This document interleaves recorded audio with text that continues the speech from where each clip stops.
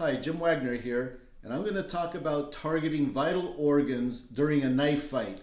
Let's say that you're armed with a knife, and of course I'm simulating with this plastic knife. I also have a human skeleton. Now, in many martial arts training, self-defense training, they just have you go randomly at various targets and not really thinking about human anatomy. Now, I'm going to start off with the skeleton, but then we'll talk about the vital organs that are inside the body afterwards. All right, well, first of all, if you're going for the neck, there's nothing there, the throat, there's nothing there protecting it. So obviously a good target to go for. And of course, there's arteries and veins that once you cut those, they can bleed out within 5 seconds. Now, below that is the rib cage, and that's protecting the heart and lungs. Now, during a knife fight, maybe one stab is not going to do it. A cut is definitely not going to do it because it's all muscle. So if you are going to target the chest, the lungs, and the heart, you need to do maybe a couple times, because then once, well, maybe you get stuck in the sternum, or maybe a rib catches it and stops it. So you think you stab, but there's no penetration, it's just surface. On the other hand, if you do multiple, the chances of slipping through a rib, whether over the rib or under the rib, is more likely. Now, below the rib cage is the internal organs, and again, we'll look at that in a minute, but there's nothing protecting those internal organs. The stomach, the liver, the large intestine, small intestines, and of course, that is, whether you stab, slice, whatever, it's pretty much exposed as long as you go through the muscle.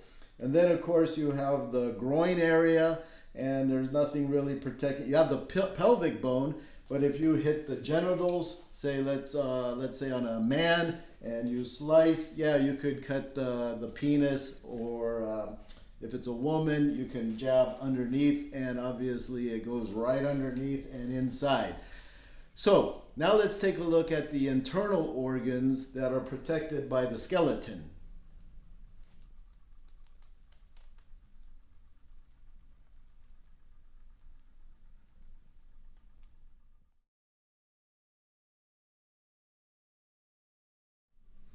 The eye, whether on a human being, a mammal, or an insect, it is the most amazing thing in the universe.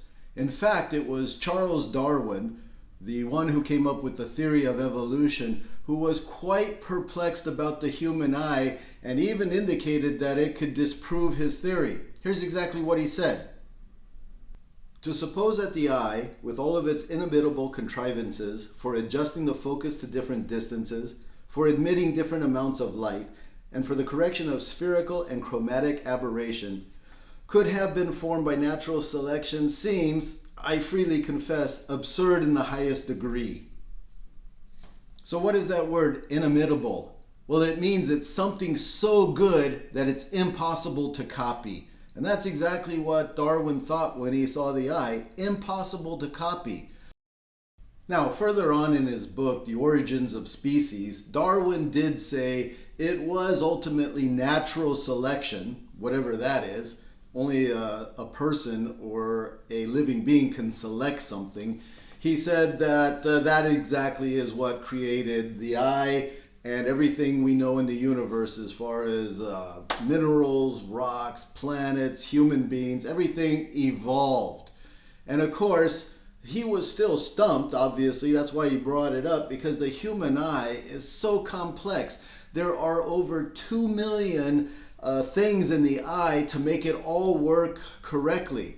Which brings to the point, what were animals or insects doing while the eye was developing? How were they finding their food? For human beings, 80% of what we learn comes from seeing things. And by seeing things, we can imitate, we can create language, we can read, we can do just a lot of things. And if you look at the eye, you have the iris. The iris is what constricts and expands to that hole there to let light into the pupil, and all those have to be working together. And then, of course, if you go to, you have a lens in the eye, just like a camera. And how was that lens formed? How does natural selection do a perfect lens to focus light at a specific point? And of course that light goes into the gel in the eye, and then it hits the back of the retina. Then you have the optic nerves that take that light on the back of the retina, and it has to interpret what that light coming in is. So that object you see, that house at the end of the block, well, the mind has to interpret what all that light means, and the shapes and the colors. And of course you have the muscles around the eye where we can move the eyes and track things. And of course, that's inside of a very complex socket and a skull that protects it. And liquid, the tears that keeping it lubricated so it's not too dry. And then you have tears to bring out some of the contaminants. It's just so wonderful, fearfully made. In fact, it comes from the Bible, Psalm 139, verses 13 and 14. For you formed my inward parts. You covered me in my mother's womb. I will praise you, for I am fearfully and wonderfully made. It is obvious that this is engineered. The eye is engineered, whether a human, a mammal, an insect. It is just so complex. And I'm not stumped like Charles Darwin. Nope. To have something engineered requires a creator, an engineer, someone who made it. And I'm just going to trust in the God of the Bible that he not only made the human eye, but all of me and all of the universe. So, God bless you. Here I have a mannequin that shows the internal organs. And of course the skeleton is missing. We don't have the rib cage showing. So again, throat, cutting the throat, nothing there protecting it. And here's the arteries and veins on either side of the neck.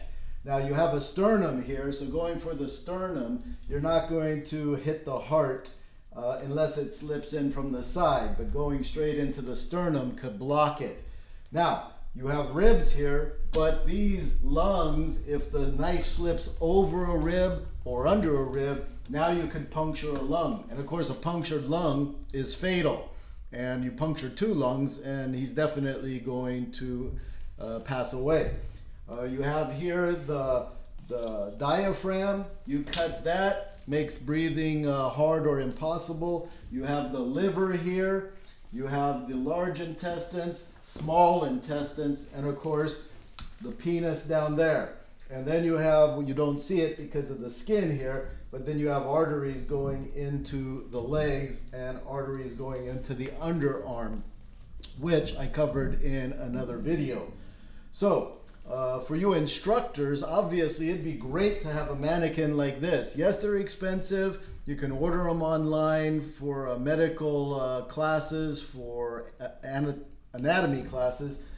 It would be great to be able to show your students. But if you don't, this is why I'm showing you now, because you have to know human anatomy for good self-defense. Because if I just, like I said, if I just slice on the chest, okay, great. Yes, you can injure someone with that, but it's all muscle. It's not going to stop that person at the moment of combat. On the other hand, you do stabs and it slips into the chest cavity. Obviously, you're getting the lungs, possible heart, diaphragm.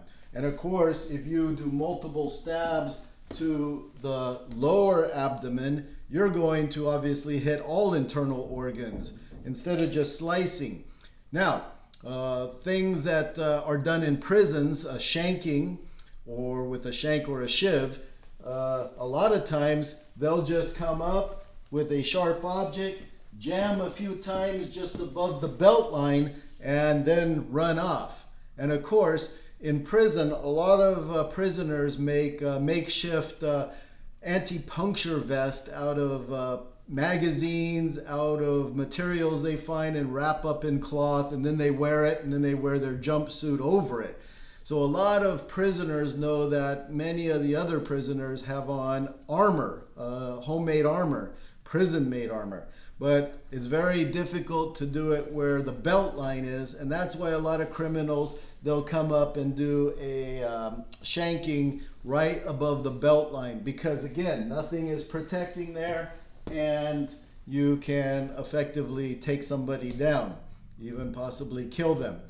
And again, all this is information for you, whether it's self-defense or whether that self-defense has to turn into offense to protect your life or a loved one. These are things you need to know. So, weak made strong. God bless you.